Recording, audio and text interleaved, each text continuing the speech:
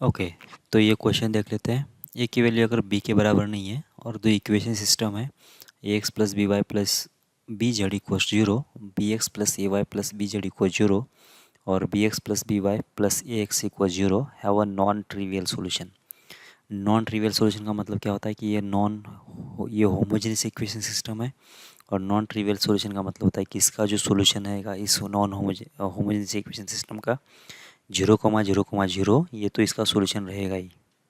ठीक है, तो इसको बोलते हैं हम लोग ट्रिवियल सोल्यूशन। इसके अलावा अगर सोल्यूशन इसके एग्जिस्ट होना चाहिए तो इसका जो डिटर्मिनेंट बनेगा कोएफिशिएंट वाला, जो इसमें क्या क्या आता है, इसमें एक्स का कोएफिशिएंट, इसमें वाई का, इसमें जेड का, पहले इक्वेशन के लिए, और दूसरे इक्वेशन का यहाँ पे बी, यहाँ पे ए और ये बी, और लास्ट में कितना, ये बी और ये बी और ये।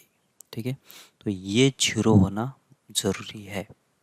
अगर ये जीरो हो जाता है तो इसका मतलब क्या होगा, ये जो सिस्टम ऑफ इक्वेशन सिस्टम है, होमोजेनियस इक्वेशन सिस्टम, ये देगा नॉन ट्रिवियल सॉल्यूशन। तो ये जीरो होने के लिए बस कंडीशन क्या आएगी वो निकालना है आपको। ठीक है, तो निकाल दो, फिर डिटरमिनेंट तो सॉल्व करने आता है आपको। ठीक है, ओके, अभी आपका डिटरमिनेंट हुआ ही नहीं, देखना।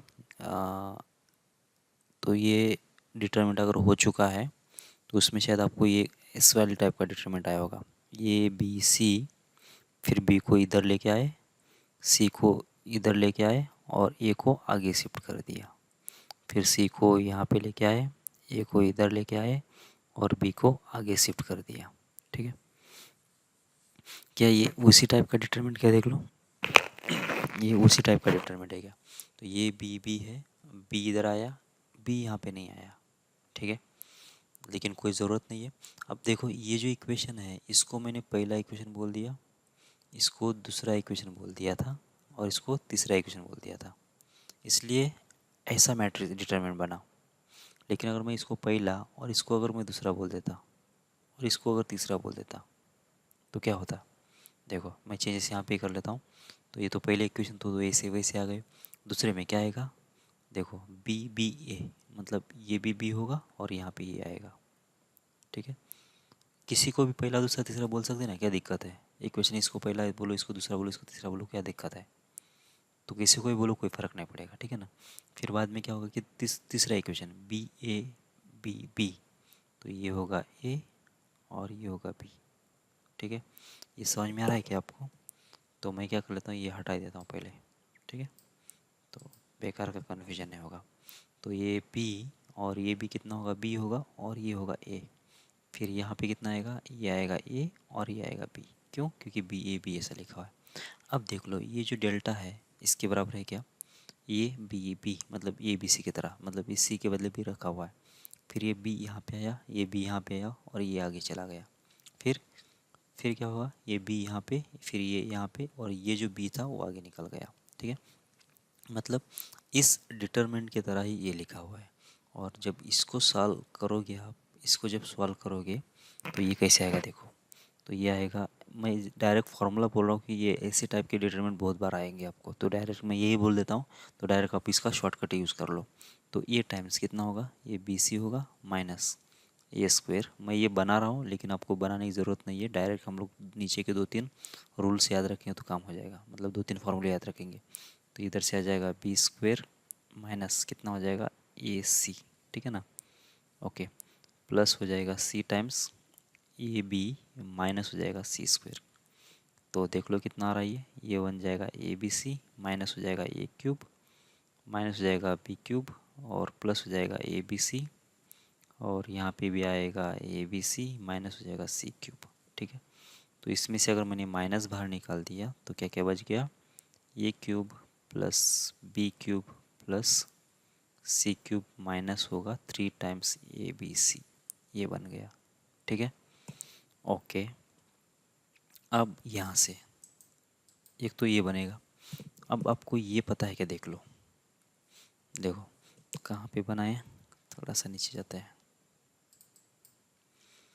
चलो देखो, अगर a cube plus b cube plus c cube minus 3 times a b c, इसके फैक्टर क्या बनते हैं, इसके फैक्टर बनते हैं a plus b plus c, एक फैक्टर ए बनेगा और दूसरा फैक्टर बनता है a square plus b square plus c square minus a b minus b c minus a c, ये दूसरा फैक्टर बनेगा।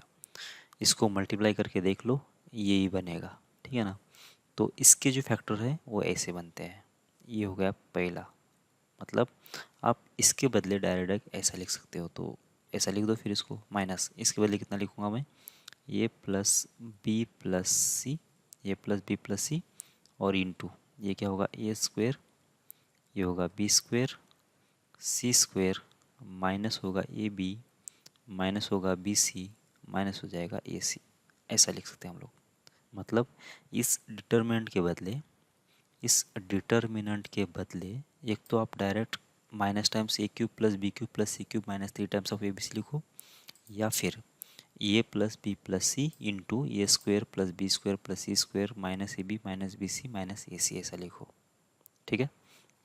ओके, इसके आगे भी चलते हैं हम लोग। अब इसके आगे चल के इसके जो फैक्टर्स हैं, किसके, a square plus b square plus c square minus a b minus b c minus a c, इसके जो फैक्टर बनेंगे, इसके फैक्टर बनेंगे हाफ टाइम्स ये माइनस, फैक्टर नहीं वैसे इसको लिख रहा हूँ मैं ऐसे, ये minus b whole square b minus c whole square और c minus a whole square, ऐसे। मतलब इसके जो फैक्टर्स है a square plus b square plus c square minus a b minus b c minus a c, इसके जो factors बनेंगे half times a minus b whole square b minus c whole square plus c minus c whole square, ऐसे बनेंगे, ठीक है। तो इसके बदले फिर ऐसा भी लिख सकते हो फिर मैं, तो माइनस टाइम्स ये हाफ पहले लिख लेता हूँ, तो ये प्लस बी प्लस सी और इंटू कितना हो जाएगा ए माइनस बी इसका स्क्वायर बी माइनस सी इसका स्क्वायर सी माइनस ए इसका स्क्वायर। मतलब क्या है, मतलब अब इस डिटर्मिनेंट के बदले, अब इस डिटर्मिनेंट के बदले क्या क्या लिख सकते हो, एक तो लिख सकते हो ये वाला formula minus times a cube plus b cube plus c cube minus 3 times of a b c, या फिर a plus b plus c into a square plus b square plus c square minus a b minus b c minus a c, या फिर minus times a plus b plus c a minus b का square plus b minus c का square plus c minus ए का square, ऐसा लिख सकते हो। मतलब ये 3 फार्मूले आप इस डिटरमिनेंट के बदले लिख सकते हो। समझ मेरी बात, ठीक है। अब देख लेते हैं।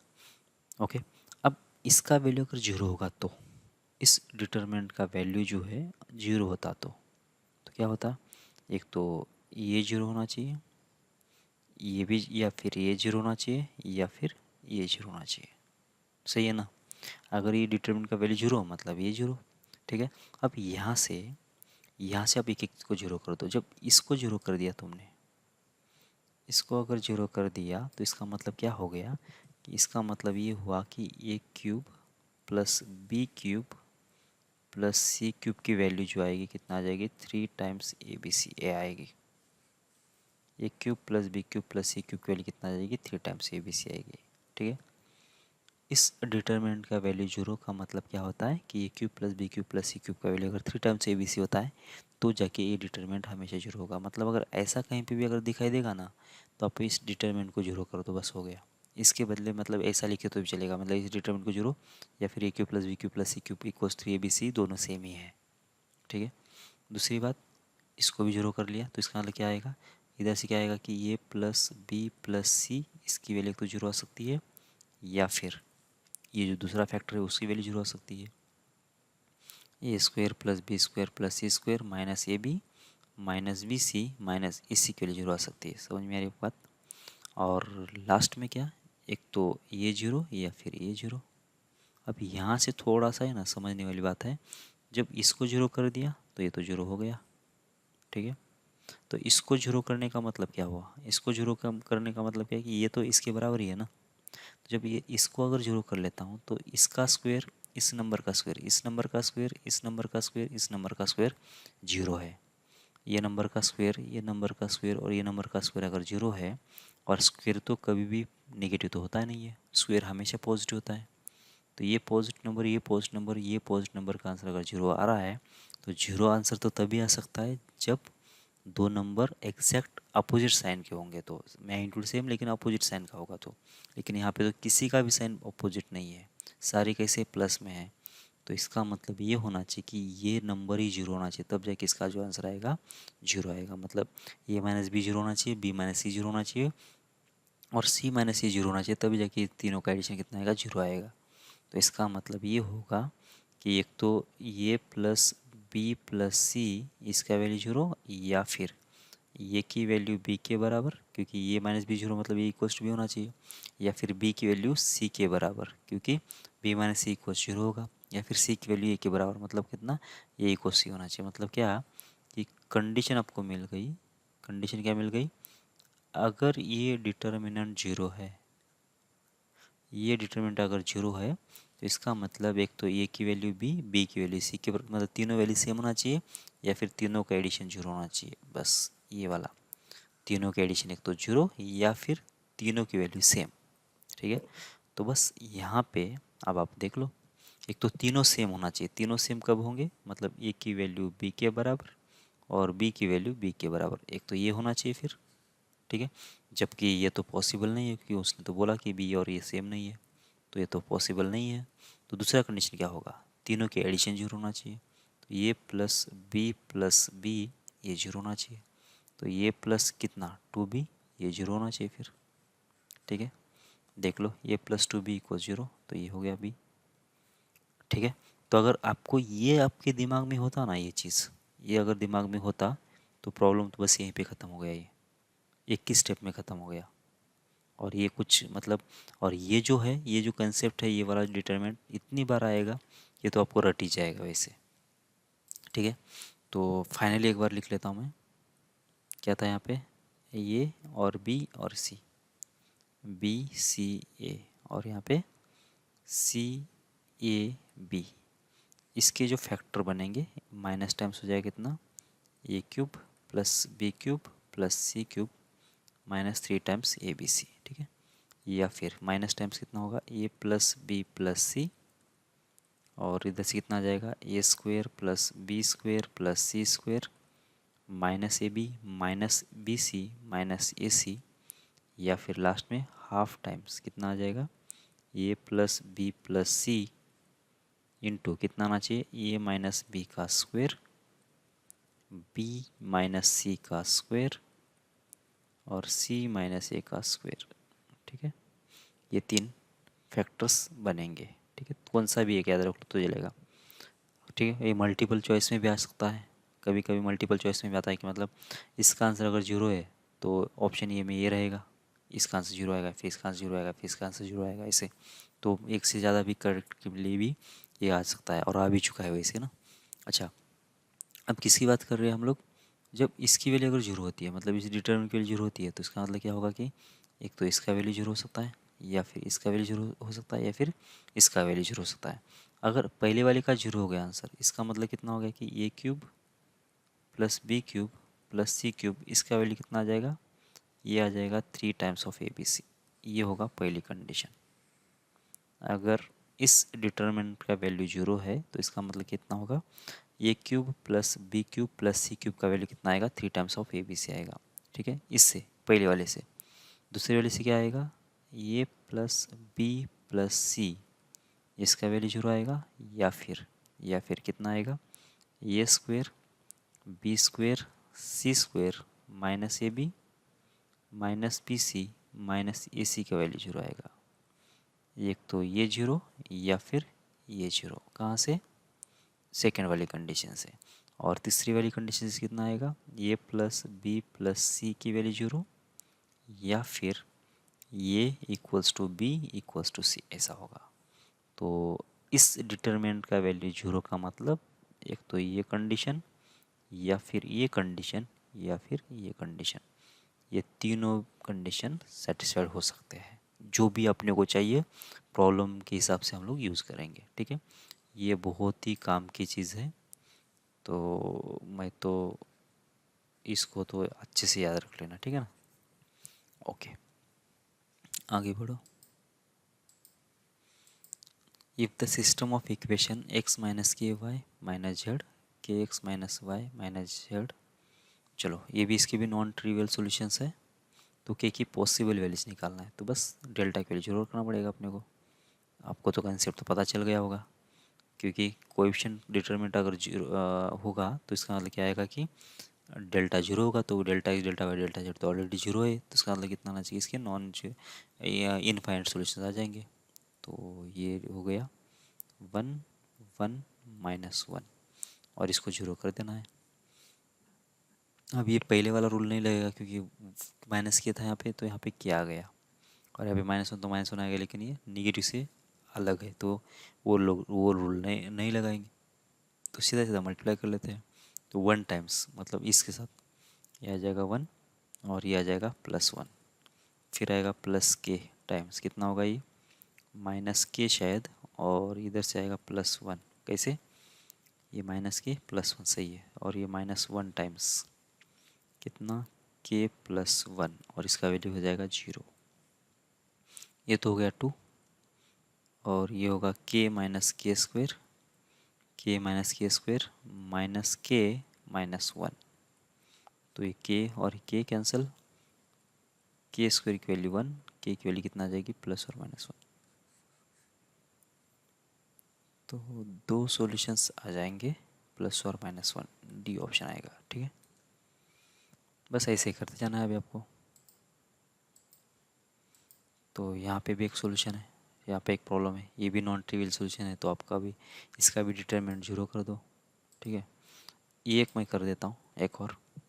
तो यहाँ पे क्या बोला है कि x equals to A Y equals to B z equals c जो है इस इक्वेशन सिस्टम का सॉल्यूशन है।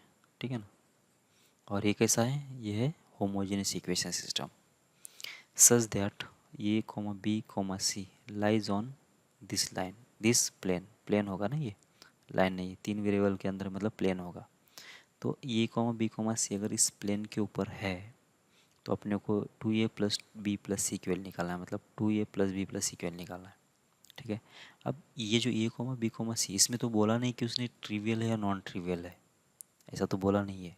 अब अपने को डिसाइड करना है x equals to A Y equals to B Z equal C, इसका अगर सॉल्यूशन होगा, अगर ये ट्रिवियल होता मतलब ये 0 b 0 c 0 होता, तो इसको तो सेटिस्फाइड करता है नहीं ना, ये तो 0 हो जाता इधर से और 6 हो जाता, और 0 = 6 तो कोई पॉसिबल नहीं होगा।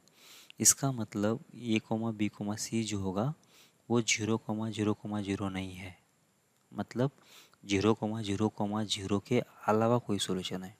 और जब 0,0,0 के अलावा सॉल्यूशन जब बोलते हैं हम लोग, तो उसको बोलते हैं हम लोग इस वाले केस में नॉन ट्रिवियल सॉल्यूशन। सही है, तो इसका मतलब इस इक्वेशन सिस्टम का नॉन ट्रिवियल सॉल्यूशन एग्जिस्ट होना चाहिए, और वो कब पॉसिबल होगा, जब इसका डिटर्मिनेंट 0 होगा।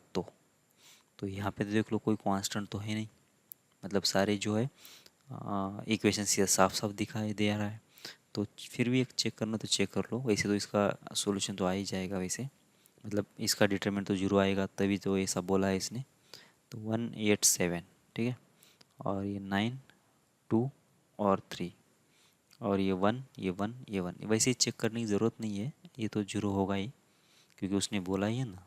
बस अगर आप किस मन के समाधान के लिए कर लो, तो 1 × 2 माइनस हो जाएगा 3 -8, ये होगा 9 माइनस होगा 3 प्लस हो जाएगा 7 टाइम्स 9 - 2।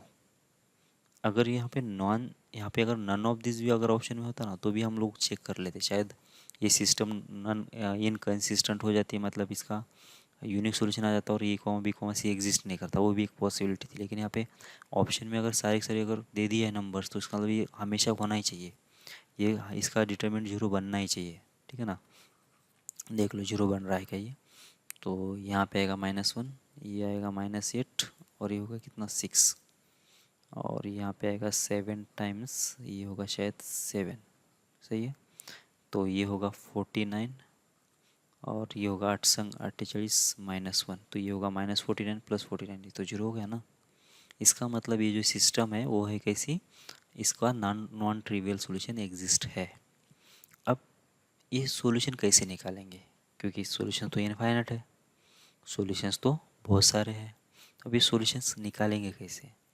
तो निकालने के लिए सीधी सी बात है, सिंपल सी बात हम लोग ये करेंगे, जेड के बदले के रख देंगे। जेड के किसी भी एक वेरिएबल के बदले कोई वेरिएबल रख, मतलब कोई नंबर सपोज कर लेंगे। ऐसा करने से होगा क्या? ऐसा करने से होगा ये कि हम लोग दो वेरिएबल में शिफ्ट हो जाएंगे। दो इक्वेशन मतलब क्या होगा कि दो वेरिएबल में शिफ्ट हो जाएंगे। देख लो, जैसे कि यहाँ पे जेड के बदले हमने कितना रख दिया, के रख दिया, तो ये जो इक्वेशन होगा कितना होगा, ये होगा एक्स प्लस वाई, और ये कितना हो जाएगा माइनस के। ठीक है, और जो ऊपर वाला इक्वेशन कौन सा भी, दोनों में से कौन सा ले लो, ये ले लेता हूँ, इजी पड़ेगा अपने को। यहाँ पे कितना आएगा एक्स प्लस आ जाएगा कितना 8y, और इस साइड से कितना आ जाएगा, जेड के वैल्यू के हमने कितना रख दिया, के रख दिया ना, तो ये होगा -7k। तो देखो ये इक्वेशन लेते तो भी चल जाता, या फिर ये इक्वेशन लेते तो भी चल जाता, कौन सा भी इक्वेशन ले लो कोई फर्क नहीं पड़ेगा। अब इसमें के को तो हमने कांस्टेंट, या तो यहाँ पे इसकी वैल्यू सपोज किया ना हमने, के आ रही है, तो के अगर आ रही है तो बस अब इसको क्या करो कि ये तो के तो कांस्टेंट हो गया फिर अब, ठीक है ना, इसकी वैल्यू सपोज करने से। अब ये सपोज करने से अगर ये कांस्टेंट बन गया है तो इसमें अब दो वेरिएबल है, दो कंडीशंस है, तो सॉल्व कर लो इसको साइमल्टेनियसली। ठीक है, तो एक्स तो कैंसिल हो गया, तो यहाँ पे आएगा 7y, और इक्वस्ट कितना हो गया ये 7k माइनस के कितना होगा 6k होगा। तो y की वैल्यू कितना आ गई 6k/7, और ये नेगेटिव भी आएगा शायद। ये हो गया किसका वैल्यू, y का वैल्यू हो गया। अब क्या चाहिए मुझे, अब चाहिए x का वैल्यू, तो क्या करेंगे, इसको 8 से मल्टीप्लाई कर लेते हैं, तो 8x 8y इक्वस्ट हो जाएगा -8k, और यहाँ पे तो लिखा ही है 8x और ये 8y इक्वल्स टू -7k, तो माइनस माइनस प्लस ये कैंसिल हो गया, 7x इक्वल्स टू कितना आ जाएगा -8k प्लस 7k कितना आएगा -k, तो x के लिए कितना आ गई -1/k आ गई। तो z की वैल्यू कितना है, वो तो k के बराबर है,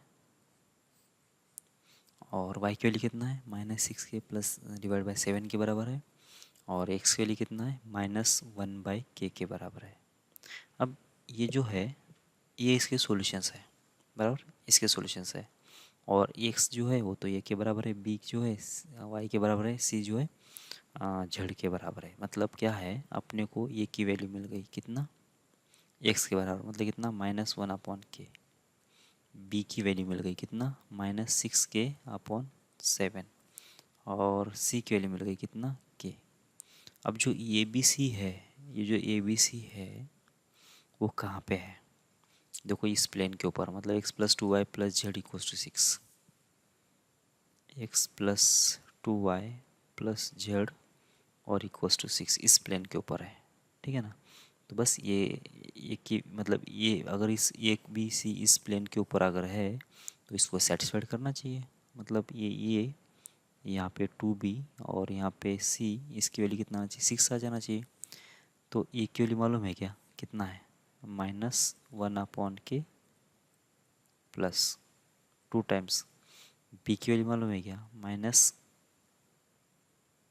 -1/k, कहाँ से, ये 1/7 ना, ये गलत हो गया, तो ये कितना आना चाहिए k/7, k/7 होगा। तो यहाँ पे भी कितना 7 लिखो और यहाँ ऊपर k, तो -k/7,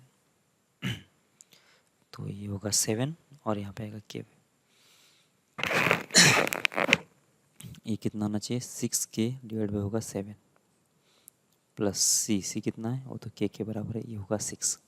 यहाँ से के की वैल्यू निकल जाएगा आराम से, कितना रहा, इसको भी 7 से मल्टीप्लाई कर लो, 7 से डिवाइड कर लो, एलसीएम 7 आएगा, ये -k -12k plus 7k -12k plus 7k और इक्वल हो जाएगा 6, कितना आ रहा है देखो, ये माइनस हो जाएगा 13k प्लस 7k, कितना आ रहा है देखो ये, तो आएगा -6k और डिवाइड बाई 7 इक्वल हो जाएगा 6, तो 6 कैंसिल होने के बाद की वैल्यू कितना आ गई -7 आ गई। जब k की वैल्यू -7 आ गई है तो ये भी की वैल्यू निकल जाएगी हमारी, तो यहाँ से की वैल्यू कितना आ जाएगी, तो आ जाएगी -1। बी की वैल्यू कितना आ जाएगी, आ जाएगी -6, और सी की वैल्यू कितना आ जाएगी, -7।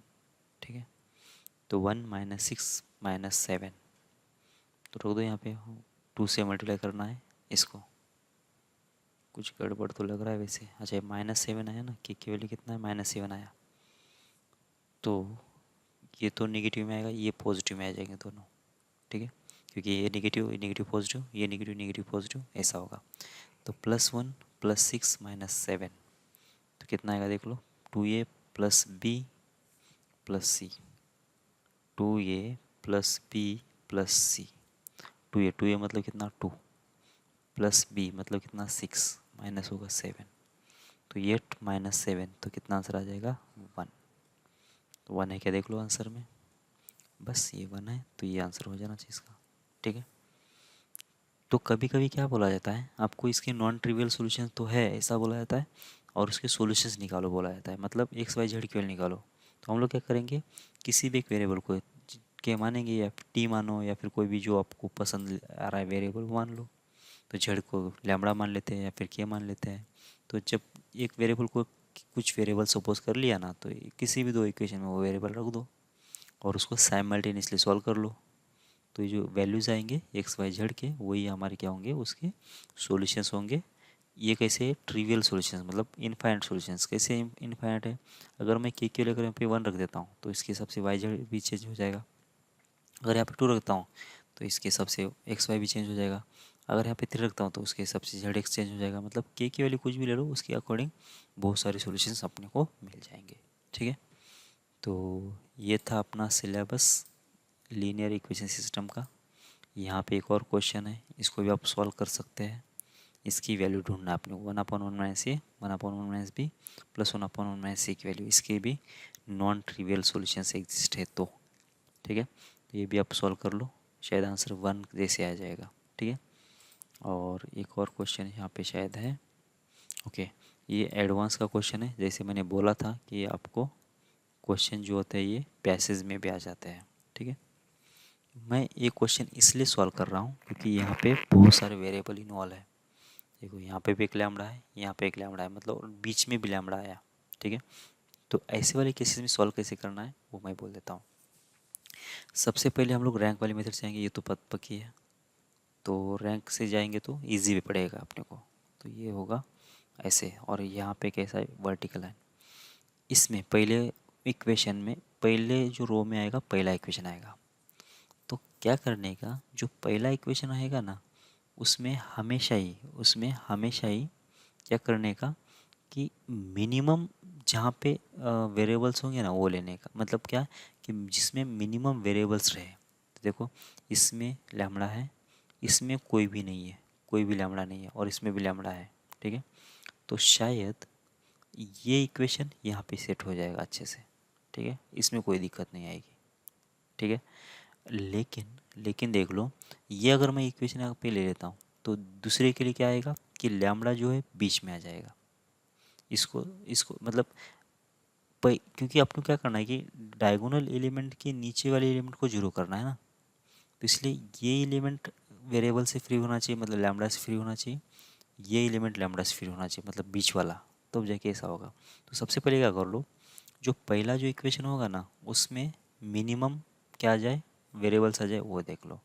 तो ये इक्वेशन चल जाएगा, मतलब कौन सा, ये 3x + y - z = 3 + लैम्बडा वाला भी इक्वेशन चलेगा, या फिर 4x + 3y + लैम्बडा z, ये भी इक्वेशन चल जाएगा, कौन सा भी इक्वेशन चल जाएगा। ठीक है, तो जो भी आपको इक्वेशन लेना है वो इक्वेशन लेने की कोशिश कर लो। ठीक है, तो ये 4x + 3y + लैम्बडा z कर लेता हूँ। क्यों कर रहा हूँ मैं ऐसा, 4, 3 और लैम्बडा। ठीक है, ये इक्वेशन ले लिया, और यहाँ पे कितना है 17 प्लस है म्यू। ओके, यहाँ पे लैम्बडा आया तो कोई फ़र्क नहीं पड़ेगा। क्यों, क्योंकि इसे कौन चेंज करेगा, ये जो नंबर है किसको चेंज करेगा, इसके नीचे वाले नंबर को चेंज करेगा, या फिर ये नंबर को चेंज करेगा। ये जो लैम्बडा है इसको और इसको चेंज करेगा ना, और इन नंबर से अपने कोई संबंध नहीं है। चलो मैं पहले लिख लेता हूँ, बाद में बोल देता हूँ। ठीक है, 4, 3 लैम्बडा 17 प्लस म्यू, मतलब इसको मैंने बोल दिया इक्वेशन 1।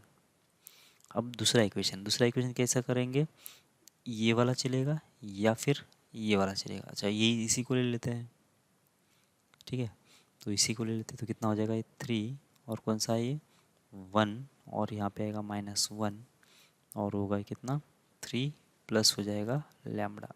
अब भी देखो लास्ट वाला इक्वेशन कौन सा है 1 है, यहाँ पे लैम्बडा, यहाँ पे 3 है और यहाँ पे 15 है, ठीक है। अब देखो मुझे क्या करना है कि जो डायगोनल लीडिंग डायगोनल एलिमेंट्स हैं ये वाले एलिमेंट्स, इससे नीचे कौन कौन है, एक तो ये 3 है और एक तो ये 1 है और एक तो ये लैम्बडा है, इन तीनों को जीरो करना है। इन तीनों को जीरो करने का मतलब डायरेक्ट जीरो नहीं लिखना है, हाँ, मतलब मेथड्स जाएंगे, है ना। तो क्या करना पड़ेगा, इसको जीरो करने के लिए क्या करेंगे हम लोग, इस 4 को यूज़ करेंगे। तो क्या करना पड़ेगा, 4 को 3 बनाना है, तो क्या करना पड़ेगा, मतलब मुझे चेंज किस में करना है, R2 में चेंज करना है, ठीक है। तो मैंने बोला है कि R2 जिसमें हम लोग चेंज करेंगे उसको किसी भी नंबर से मल्टीप्लाई नहीं करेंगे, ठीक है, ये आदत ही नहीं लगाओ, ठीक है। तो R2 को किसी भी नंबर से मल्टीप्लाई नहीं किया हमने, चलेगा करते तो चलेगा लेकिन करेंगे नहीं हम लोग ऐसा, ठीक है। तो R2 को किसी से मल्टीप्लाई नहीं किया, R1 को मल्टीप्लाई करेंगे और डिवाइड करके उसको 3 बनाएंगे। सबसे पहले तो यहाँ पे 4 था ना, उसको मुझे करना है चलो ये करने चलो ये करने से बेटर क्या करेंगे, ये जो तीसरा जो इक्वेशन है ना, इसको अगर मैं पहली बार लिख देता हूँ ना तो और ज़्यादा बेनिफिट होगा हमको। कैसे देखो, तीसरा जो इक्वेशन था वो पहले ऊपर लिख देता हूँ और ये जो इक्वेशन है वो इसको नीचे लिख देता हूँ, ठीक है। मतलब 4 3 लैम्बडा और 17 प्लस म्यू, कौन सा भी इक्वेशन पहले या दूसरे लिखो, आपको थोड़ा प्रैक्टिस से पता चल जाएगा मतलब मैं इसको ऊपर नीचे क्यों कर रहा हूँ, ठीक है ना। तो ये होगा 1, ये होगा लैम्बडा और ये होगा 3 और ये 15, ठीक है। ऐसा करने से क्या होगा कि ये दोनों जो एलिमेंट्स हैं ना एट ए टाइम जीरो हो जाएंगे, बस इसको 3 से मल्टीप्लाई करना है एक बार और ये R2 में से घटा देना है। फिर दूसरी बार क्या करना है, R3 में, मतलब इसमें क्या चेंज करूँगा मैं, R3 में चेंज करूँगा R3 माइनस 4 टाइम्स R1, मतलब पहला जो इक्वेशन होगा ना जिसका ये पहला जो कोएफिशिएंट है वो 1 जिसमें होगा वही ले लो तो ज़्यादा बेनिफिट होगा। क्यों, क्योंकि इसके नीचे वाले दोनों को जीरो करना है ना मुझे। तो ये 1 होगा तो क्या होगा कि सीधा ये यहाँ पे जो भी नंबर रहेगा उसको इससे मल्टीप्लाई करेंगे और घटा देंगे। यहाँ पे 3 था तो इसलिए 3 से मल्टीप्लाई कर लिया घटा दिया, इसमें 4 था इसलिए 4 से मल्टीप्लाई कर लिया घटा दिया। तो ये तो दो नंबर्स है वो जल्दी से जीरो मिल जाएंगे मुझे और ज़्यादा शायद मुझे कोई दिक्कत भी नहीं आएगी। तो मुझे रो 1 में तो चेंज नहीं करना है, तो ये एलिमेंट्स में जैसे कि वैसे कॉपी कर लेता हूँ पहले। तो ये 15 का 15 हो जाएगा, ठीक है। किस में चेंज करना है, मुझे चेंज कर देना था 2 में। तो 2 में क्या चेंज होगा, R2 minus 3 times of R1 होगा, मतलब ये तो जीरो होगा क्योंकि इसी की वजह से तो इतना कर रहे हैं हम लोग। ओके तो ये होगा कितना 1 माइनस 3 लैम्बडा होगा, ठीक है। ये 1 और इसको 3 से मल्टीप्लाई किया था हमने और ये -1 ये -9 तो ये होगा -10 और 3 प्लस लैम्बडा माइनस इसको मल्टीप्लाई कर लो कितने से 3 से, 15 3 45 तो होगा ये 45, ठीक है। समझ में आ रही आपको बात। अब ये ऑपरेशन करना है, क्या करना है कि इसको 4 से मल्टीप्लाई करके इसमें से घटाना है, ये तो जीरो हो गया बराबर। यहाँ पे कितना आएगा 3 माइनस आएगा 4 लैम्बडा, क्योंकि इससे 4 से मल्टीप्लाई कर देते हैं तो ये 4 लैम्बडा होगा, 3 माइनस 4 लैम्बडा। और यहाँ पे कितना आएगा लैम्बडा -12, ठीक है। अब इसके बाद यहाँ पे कितना था 17 प्लस था म्यू, क्या करना पड़ा इस 15 को 4 से मल्टीप्लाई कर लो तो 15 4 जा 60, बस ये हो गया 60। ओके तो ये पहले एक बार मैट्रिक्स जो है वो लिख लो अच्छे से ताकि अगले वाले ऑपरेशन के लिए मैट्रिक्स तैयार रहे, ठीक है। तो क्या क्या बना मैं पहले लिख लेता हूँ इसको। तो ये ऊपर वाले में ये 1 है, ये लैम्बडा है और ये 3 है, ठीक है। और यहाँ पे 15 है। इसके बाद ये 0 है, 1 माइनस 3 लैम्बडा, यहाँ पे -10, ये कितना हुआ लैम्बडा माइनस होगा 42 और ये 0 हुआ 3 माइनस 4 लैम्बडा और लैम्बडा माइनस 12 और ये होगा म्यू माइनस कितना 343 क्या सही है। 43 प्लस 7 होगा 50, 50 प्लस 10 होगा 60 सही है। कैलकुलेशन देख लो आप लोग बराबर है नहीं है। ओके अब क्या है कि इस लीडिंग डायगोनल एलिमेंट्स के दो तो नीचे के दो एलिमेंट जीरो हो गए बस। अब इसकी बात है अगर ये भाई साहब जीरो हो गए ना तो हमारा काम सॉल्व हो गया। ठीक है तो अब इसको जीरो करने के लिए क्या करना पड़ेगा देखो R3 में चेंज करना है। कैसे चेंज करेंगे R3 में से घटाएंगे। क्या घटाएंगे देखो सबसे पहले क्योंकि इसको तो यूज़ नहीं करेंगे इसको तो इसी को यूज़ करना पड़ेगा। तो सबसे पहले क्या कर लो ये 1 माइनस 3 लैम्बडा है ना इससे इसको घटा दो डिवाइड कर लो। तो ये 1 माइनस 3 लैम्बडा से डिवाइड करने के बाद क्या बच गया यहाँ पे बच गया 1। अब ये 1 बन गया है तो मुझे क्या चाहिए वहाँ पे 3 माइनस 4 लैम्बडा चाहिए।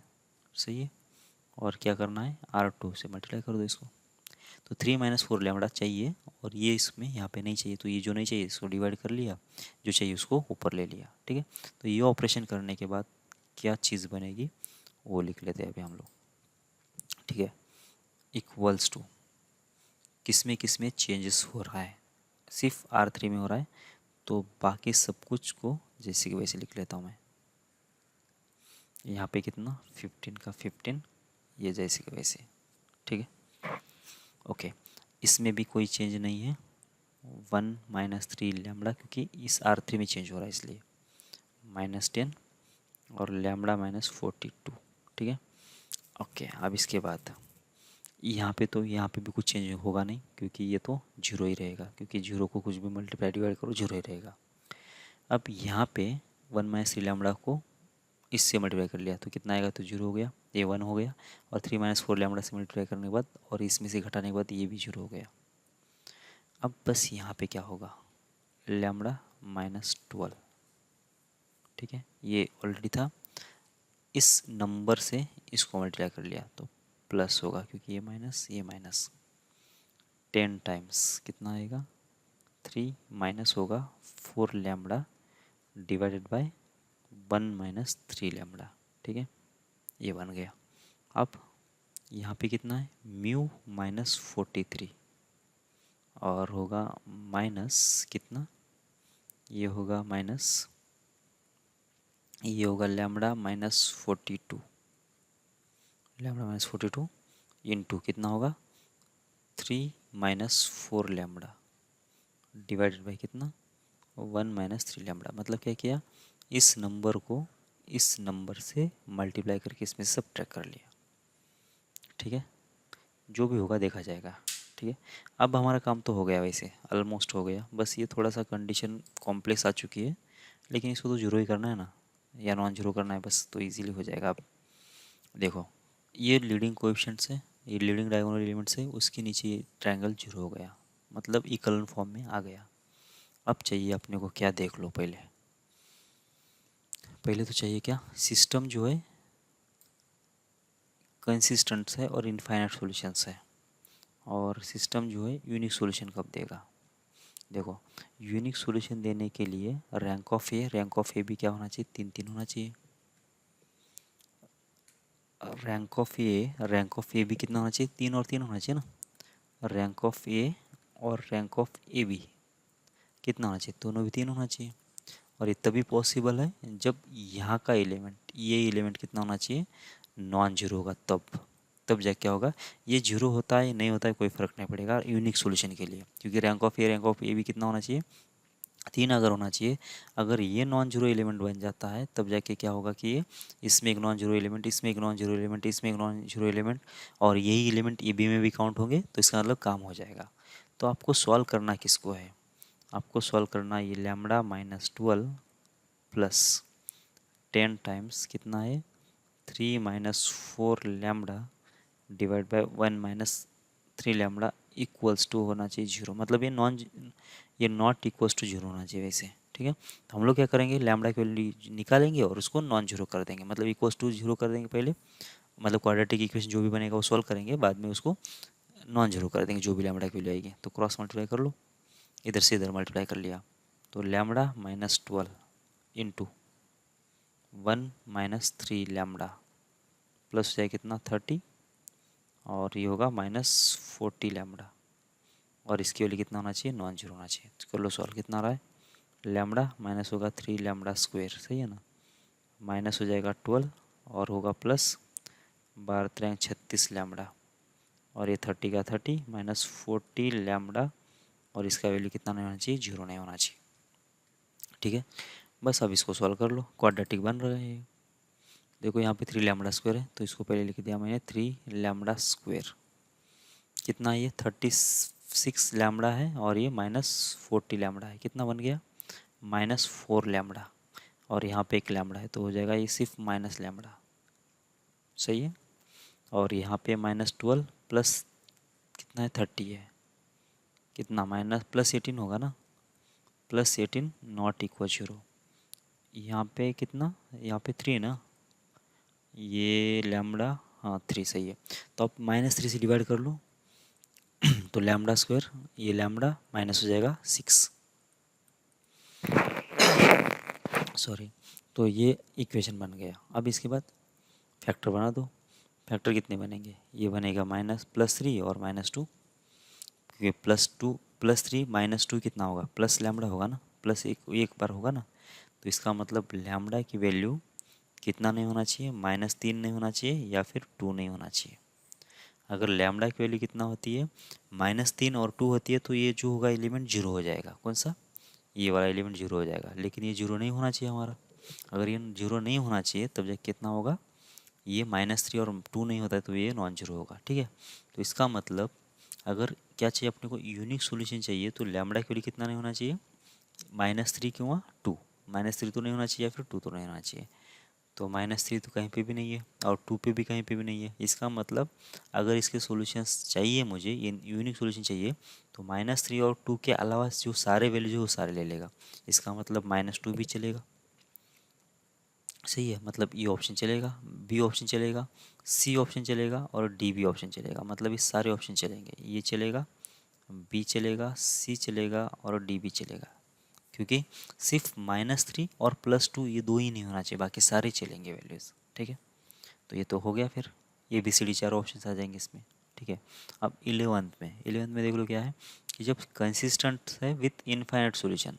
अब इनफाइनाइट सॉल्यूशन का मतलब कितना होता है तो उसमें ये वैल्यू जीरो होना चाहिए ये वाला जीरो होना चाहिए तो रैंक ऑफ ए कितना होगा वो हो जाएगा 2 तो रैंक ऑफ ए भी कितना होना चाहिए वो भी तो 2 होना चाहिए मतलब ये भी जीरो होना चाहिए ये जीरो के साथ साथ ये वाला भी जीरो होना ज़रूरी है। तो ये जीरो और ये जीरो अगर हो जाता है तब जाके रैंक ऑफ ए भी दोनों के दोनों 2 बनेंगे और उस वाले केस में इनफाइनाइट सॉल्यूशन होंगे। इसको तो हमने ऑलरेडी सॉल्व कर लिया मतलब 11th के लिए मैं बोल रहा हूँ कि लैम्बडा की वैल्यू कितना हो जाती है अगर -3 होती है या फिर 2 होती है लैम्बडा की वैल्यू -3 होती है या फिर 2 होती है इसका मतलब ये होगा कि ये तो रैंक ऑफ ए कितना हो गया वो तो 2 हो गया बराबर ये अगर होता है तो अब रैंक ऑफ ए बी 2 होने के लिए रैंक ऑफ ए बी 2 होने के लिए इसके साथ ये जो नंबर है ना ये वाला ये सारा क्या होना चाहिए ये नंबर जो होगा वो होना चाहिए जीरो।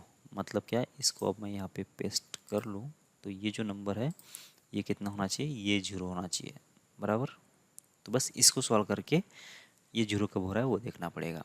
देख लो म्यू माइनस हो जाएगा कितना 43 सही है ओके और लैम्बडा माइनस हो जाएगा कितना 42 और 3 - 4 लैम्बडा और 1 - 3 लैम्बडा सही है ओके।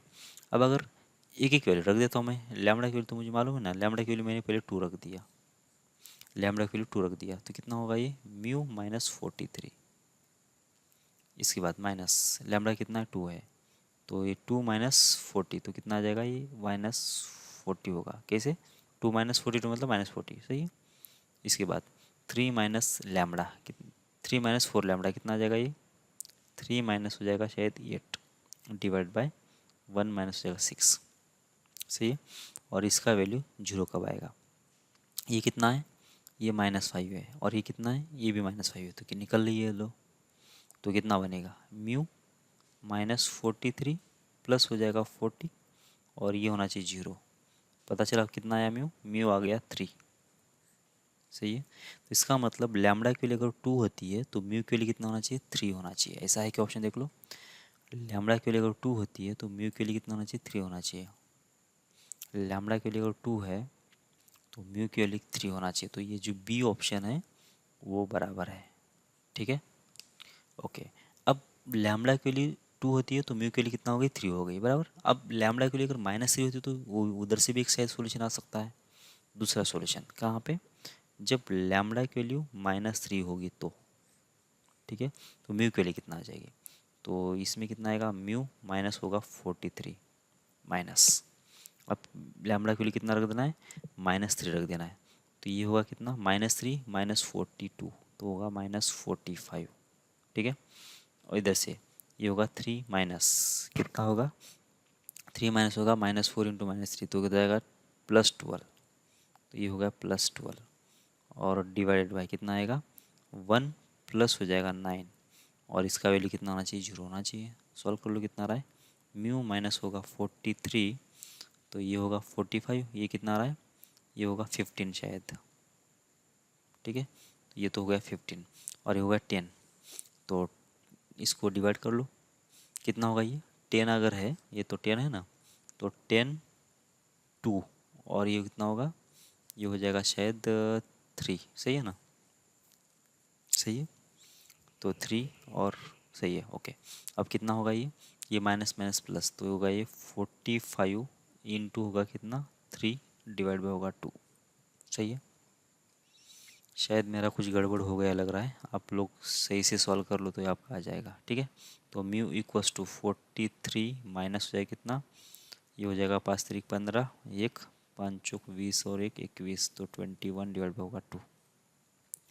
कर लो सॉल्व इसको, तो हो जाएगा कितना, ये हो जाएगा 86 माइनस हो जाएगा 215 डिवाइड बाय 2 कितना आ रहा है देख लो ये, तो ये होगा 15 माइनस 6 तो हो जाएगा 9 और 20 माइनस 8 तो -12, सही है, डिवाइडेड बाय 2। तो ये होगा म्यू की वैल्यू। तो लैम्बडा की वैल्यू अगर कितना होती है, -3 होती है तो म्यू कितना आएगा, -129। शायद ऐसा तो कोई ऑप्शन था नहीं। ठीक है, तो शायद देख लो मेरा कैलकुलेशन सही है क्या, तो इधर से आएगा, लैम्बडा की वैल्यू अगर 3 होती है तो म्यू की वैल्यू निकाल देना है आपको। तो मैं भी एक बार देख लेता हूँ फिर भी, देखो लैम्बडा की वैल्यू कितना है, -3 -42 -45 और ये होगा 12, 4 त्रिकम 12, 12 प्लस 3 15, 9 प्लस 1 10,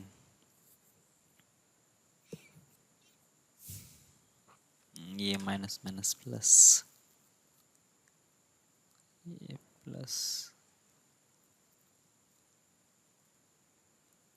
5 2 10 5 3 15 45 गुणिले 3 5 3 15 5, ओके ओके ये गड़बड़ हो गया ना यार, ये गड़बड़ हो गया शायद इसका प्रोडक्ट कितना आएगा, ये 5 3 15,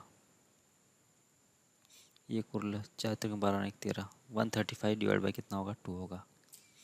ठीक है, तो यहाँ पे 135 होगा, सिर्फ 135 निकाल दो कितना आ रहा है, ये आ जाएगा 9 और 12 और 8 4 हो जाएगा, तो -49/2 आएगा। ठीक है, तो म्यू के लिए कितना आ गई, -49/2, तो म्यू आ जाएगा -49/2। ठीक है, तो लैम्बडा के लिए -3 और म्यू के लिए -49/2। तो देख लो ऑप्शंस में है क्या ये, शायद हाँ, लैम्बडा के लिए अगर -3 होती है तो म्यू के लिए -49/2 ये। ठीक है ना, तो 11 का आएगा बी एंड डी और 12 का आएगा कितना, ये बी सी डी चारों के चारों। ठीक है, तो कितना भी अगर प्रॉब्लम मुश्किल आ जाता है तो आपको बस ये करना है, ऐसे करते सॉल्व करते जाना है, बस ये 3 एलिमेंट को जीरो कर दो इजीली बन जाएगा। ठीक है, यहाँ पे क्या है कि अगर मैं delta delta X delta Y delta Z निकालता ना तो बहुत लंबा पड़ जाता। ठीक है, फिर भी यहाँ पे क्या है कि हमने बहुत धीरे से किया है कैलकुलेशन, अगर फटाफट करना है तो ये बहुत फटाफट हो जाता है, ठीक है ना। आपको बस ये 3 एलिमेंट को जरूर कर देना है। अब यहाँ पे 1 लाने से कितना ज़्यादा फायदा हुआ ये आप समझ सकते हो, ठीक है। अगर यहाँ पे अगर 1 नहीं होता तो मुझे यहाँ पे भी फ्रैक्शन में नंबर आ जाता, यहाँ पे फ्रैक्शन में नंबर आ जाता, तो थोड़ा लंबा पड़ जाता शायद, ठीक है। तो बस करना क्या है कि ये R3 को किसी भी नंबर से मल्टीप्लाई नहीं करेंगे, इसको खुला ही रख देंगे तो ज़्यादा मतलब वो सही रहता है वैसे, ठीक है। तो जय भारत, मिलते हैं। ये चैप्टर मतलब चैप्टर नहीं है वैसे, लीनियर इक्वेशन सिस्टम है, ये बहुत ही काम का मतलब टॉपिक था, और इसके लिए कोई डिटरमिनेंट और मैट्रिक्स पढ़ने की ज़रूरत नहीं थी, इसलिए मैंने ये इंडिपेंडेंट टॉपिक था इसलिए कर लिया है। हम लोग जो मैट्रिक्स डिटरमिनेंट पढ़ेंगे तो उसमें भी इसको सॉल्व करने के दूसरे तरीके हैं, लेकिन थोड़ा सा वो लंबा पड़ता है और कभी कभी आंसर वो मतलब ज़्यादा कैलकुलेटिव बन जाता है, इसलिए क्या है कि इस मेथड की ज़्यादा प्रैक्टिस करो तो आंसर गलत होने का कोई चांस नहीं है वैसे यहाँ से, ठीक है। क्योंकि बहुत ही क्लियर कट, क्योंकि आपको 3 ही एलिमेंट्स के ऊपर कैलकुलेशन करना है, बाकी तो बस रैंक ही देखते जाना है, तो गलत होने का कोई चांसेस नहीं है। क्योंकि जब दूसरी मेथड से delta X delta Y delta Z delta निकालने की कोशिश करेंगे तो वहाँ पे तो कैलकुलेशन बहुत ज़्यादा रहेगा, और गलती होने का जितना ज़्यादा कैलकुलेशन उतना ज़्यादा गलती होने का चांस हो जाता है, ठीक है। तो ये मेथड सबसे बेस्ट है, तो प्रैक्टिस करते रहो इसके बारे में। तो मिलते हैं अगली क्लास में। जय भारत।